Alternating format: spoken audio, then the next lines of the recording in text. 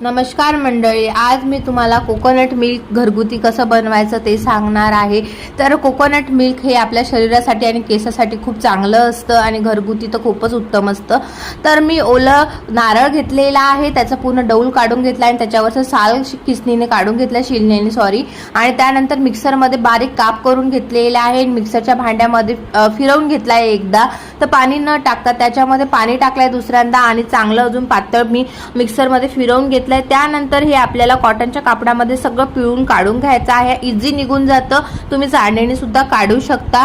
आणि ही प्रोसेस आपल्याला दोनदा करायची आहे, म्हणजे जेवढे ही कापडामध्ये उरलेलं परत नारळ राहणार आहे त्याच्यामध्ये पाणी टाकून परत मिक्सरला फिरवून परत ते नारळ सगळं पिळून काढून घ्यायचं आहे, म्हणजे त्यातलं पाणी सगळं काढून घ्यायचं आहे। तर अशा प्रकारे बघा, आणि सगळं दूध इकडे आता रेडी आहे। तर व्हिडिओ कसा वाटला नक्की सांगा आणि शेअर सुद्धा करा आणि चॅनलला सबस्क्राइब करा। तोपर्यंत बाय, हर हर